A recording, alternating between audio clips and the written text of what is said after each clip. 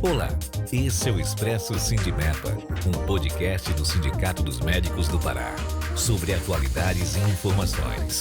Siga nosso perfil na sua plataforma preferida e acompanhe todos os episódios. Olá, estamos de volta para o segundo episódio do Expresso Sindimepa. Estamos recebendo o Dr. Yudice Andrade, que nos fala sobre direito médico. Muito obrigado pelo seu retorno, Dr. Yudice. Hoje eu queria abordar um assunto, de certa forma, delicado.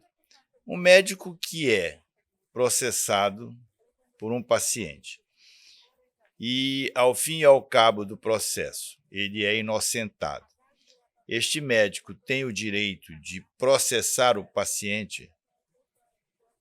Isto é possível? O senhor tem algum caso concreto que tenha tido um resultado favorável ao médico? Isso é uma curiosidade que temos, e o motivo da pergunta é porque cada vez mais vem se processando médicos, às vezes por motivos que não têm lógica, até a desconfiança de que hoje muitos pacientes entendem o médico como uma fonte de renda extra, quer dizer, olha, eu vou processar esse médico porque eu posso ganhar aí alguma coisa extra. Tem uns malandros no meio da vida da gente, isso é real, então a gente às vezes desconfia que por não ter um motivo lógico, isso possa ser com objetivos financeiros. Então eu queria saber se o médico pode devolver o processo, quer dizer, processar o paciente.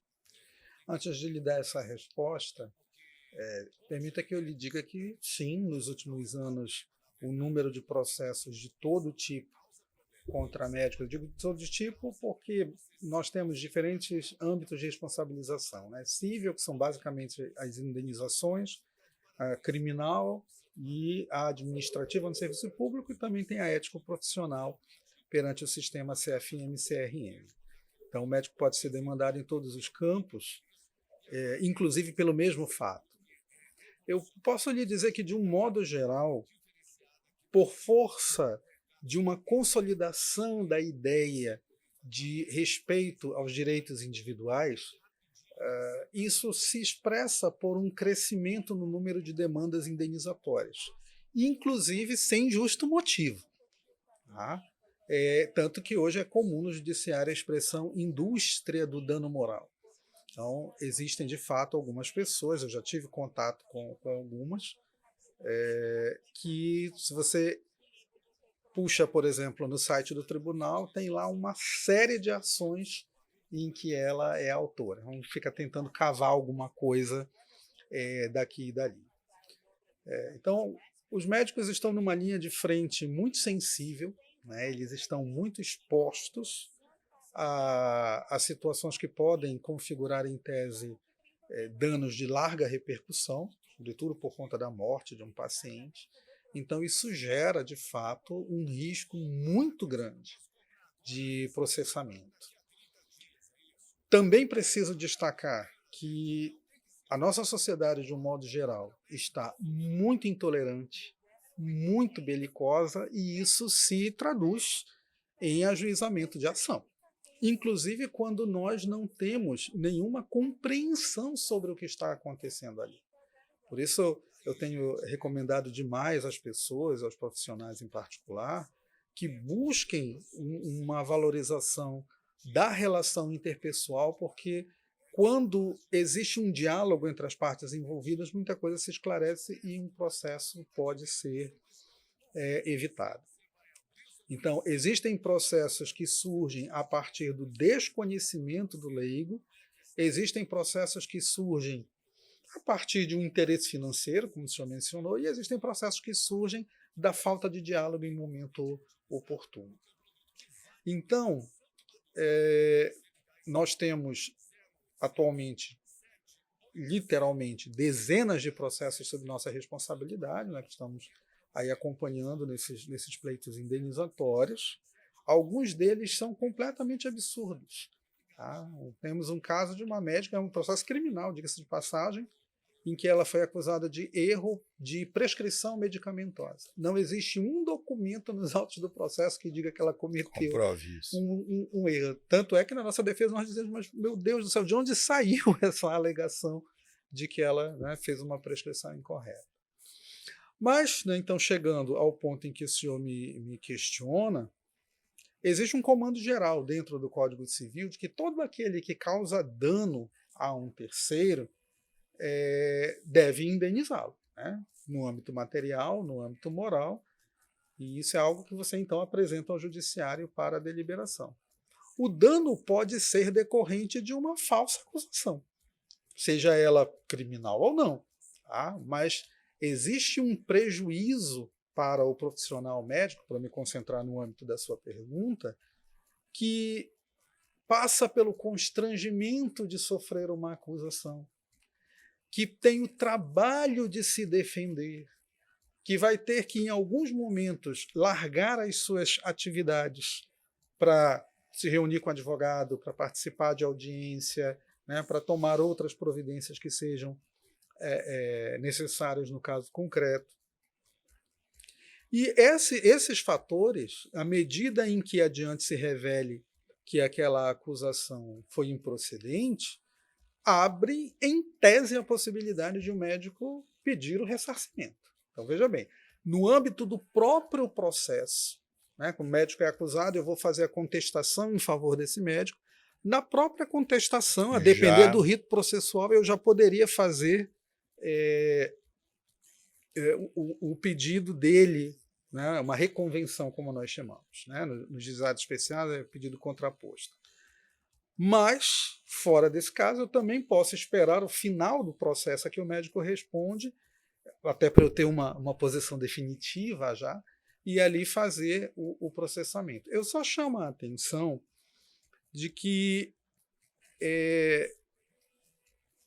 há uma necessidade de demonstração de que o acusador agiu de má fé, para que esse pedido de indenização possa ser bem sucedido.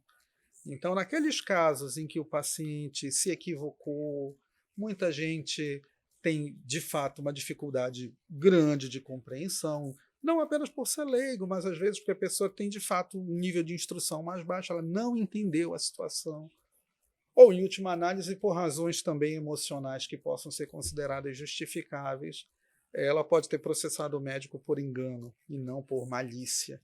Então, essa é a situação que o juiz terá que analisar, né? Se há condições de se demonstrar que aquela pessoa que processou o médico estava agindo de má fé na situação concreta em que ela se via. Isso é importante ficar claro, porque já existe alguns médicos, alguns grupos de médicos que inclusive foi sugestão feita e de pronto recusada pelo sindicato, de que todo processo contra médico já viesse, quer dizer, o paciente perdeu o processo, foi considerado o médico inocente, imediatamente fosse feito um processo contra o paciente por parte do médico. E é exatamente isso que nós sempre pensamos, é algo muito delicado, porque precisa analisar que circunstância o paciente fez isso. Às vezes sob forte emoção é inclusive uma das justificativas para alguns crimes que acontecem aí. Agiu sob forte emoção, isso é um atenuante, me parece, ou foi, pelo menos para a compreensão dos leigos, parece ser atenuar um pouco a gravidade do crime.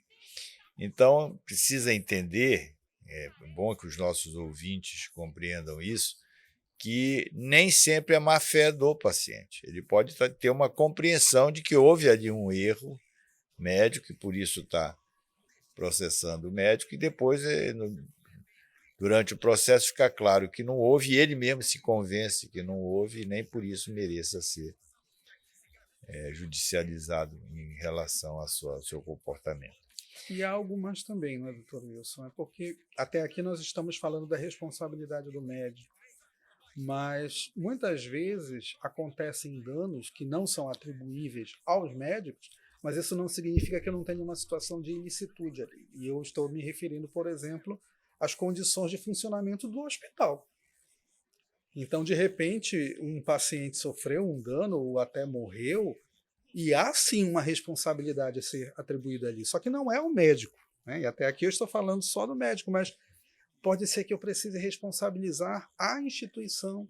Se for uma instituição pública, talvez o município, talvez o Estado, ou se for privada, uma empresa. Então, imagine um paciente que seja atendido em um hospital que realmente está com problemas gravíssimos de infraestrutura. O paciente poderia ter sido salvo em outro contexto. Só que o médico não faz milagre. Ele trabalha com o que ele tem naquele momento, né? Talvez se eu contasse com uma estrutura mais eficiente, ou até mesmo a retaguarda, transferência para outro hospital, etc., eu pudesse ter salvado aquele paciente. Então, a família teria razão em processar, em pedir uma indenização? Sim, mas aí o foco é outro. E aí me permito, inclusive, destacar que esse é um problema muito significativo para quem é médico, porque devido ao fato de um médico estar na linha de frente, é ele que fala com o paciente, com os familiares, é ele que tem essa interação. Na hora de um problema, o paciente não vai pensar no prefeito, ele vai pensar no médico. O conflito vai ser com o médico. Então, até pela própria natureza humana, naquele momento de sofrimento, de perda, de luta, em que eu quero responsabilizar alguém, eu quero culpar alguém para canalizar essa minha dor, eu vou canalizar em cima daquilo que eu estou vendo acontecer. E é isso que acaba custando muito caro para os profissionais de saúde. Agora, é bem oportuno, já existem, por conta dessas evoluções que o direito vai sofrendo o tempo inteiro, vão sendo construídas teorias que acabam por beneficiar os profissionais nesse sentido. Uma delas é o que nós chamamos de teoria da dupla garantia. Em que consiste isso? Imagine que o senhor médico numa instituição pública é acusado de um determinado erro, né, que custou a vida de um paciente, por exemplo, e a família processa o senhor e o hospital. Essa teoria da dupla garantia diz que quem deve ser responsabilizado é o hospital. E caso no futuro, em sentença, fique comprovado que o médico cometeu efetivamente um erro, aí o hospital processa o médico naquilo que nós chamamos de direito de regresso, né? Então, o hospital que vai ter que pagar a indenização para a vítima, aos seus familiares, processará o médico caso a culpa deste fique comprovada. Mas isso é um estágio posterior. Veja que, do ponto de vista inicial, isso é muito favorável para o médico, porque eu consigo tirar o senhor dessa lide já no começo. Nós temos no escritório processos em que o juiz, de ofício, né, ele tomou a iniciativa de excluir o profissional médico. Essa é uma tese que nas nossas contestações também nós sempre utilizamos, quando cabível, e é uma forma de resguardar o médico dessa acusação, do risco de penalizações, quando muitas vezes a questão se resolve mesmo através da instituição onde o fato aconteceu. Aproveitando essa linha, o médico que é agredido verbalmente, moralmente, fisicamente, enfim, no exercício da sua profissão, por exemplo, ele está de plantão no pronto-socorro, e lá chega o paciente acompanhado da sua família, a família, por algum motivo, acha que ele não está sendo atendido a contento, há alguma demora, enfim, algum problema, e agride o médico, às vezes gritando com o médico, às vezes, inclusive, fisicamente. Não é incomum acontecer. Qual é o procedimento, do seu ponto de vista jurídico, que o médico deve tomar? Ele deve abandonar o plantão e ir numa delegacia de polícia, ele deve deixar acabar o seu plantão para depois de fazer um boletim de ocorrência. Não adianta fazer nada disso, é melhor que ele esqueça e toque a vida para frente.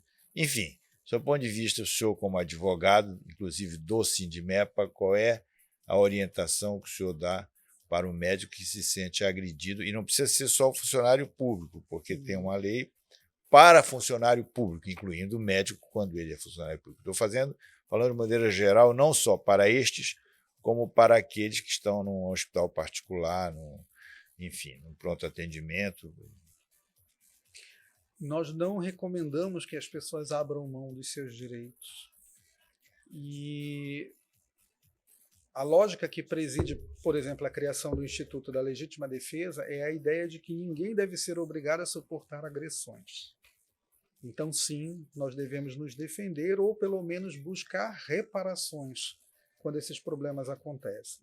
De princípio, não existe uma diferença entre agressões sofridas por médicos e outras pessoas, né? Sejam elas verbais, físicas, né?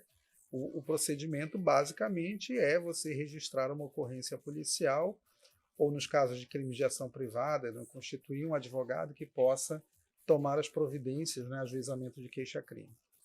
Então, basicamente, a situação é a mesma de um cidadão, mas existem as peculiaridades referentes ao trabalho médico, e aí o senhor mencionou a questão de se abandonar um plantão. Então, nós sabemos que o Código de Ética Médica proíbe expressamente o abandono de plantão.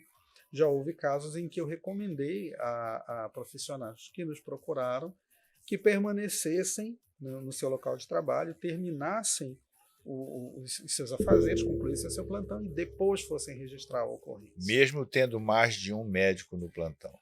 Mesmo tendo mais de um médico no plantão. Porém, nós não podemos absolutizar as coisas, né? Hoje em dia se diz que nenhum direito é absoluto, né? Tudo precisa ser ponderado dentro das situações. Casos podem acontecer em que o médico não tenha mais condições de permanecer no plantão.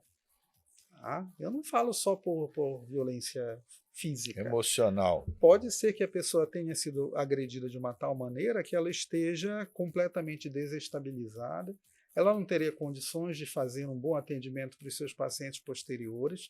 E não é só isso, é uma questão de dignidade pessoal. O médico foi agredido. Ele tem, como ser humano, o direito de buscar o seu bem-estar. E a estrutura em torno dele, né, o hospital, serviços superiores, etc., tem o dever. Faço questão de dizer isso. O dever é moral de assistir a esta pessoa e, como humana que é, dar a ele condições de se recompor e de seguir a sua vida.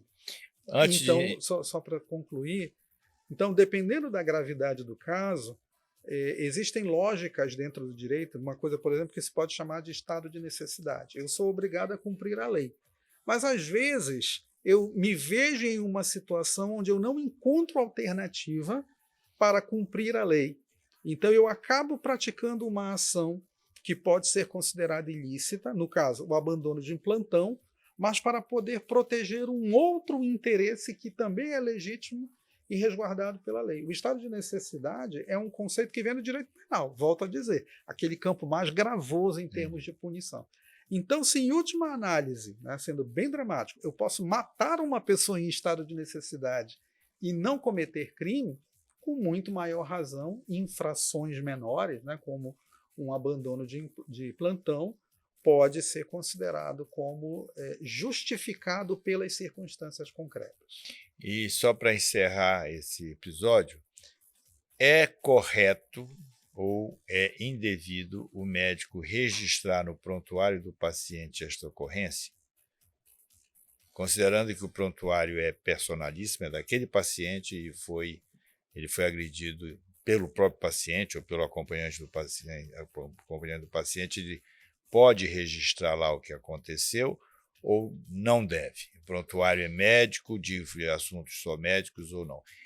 Essa minha pergunta me foi feita e por isso que eu estou pedindo que o senhor esclareça os nossos ouvintes sobre isso. Eu vou lhe responder com base no princípio da finalidade, né? Então, se a finalidade do prontuário médico é documentar as condutas que foram praticadas em relação a um determinado paciente, eu não devo colocar ali informações estranhas ao atendimento.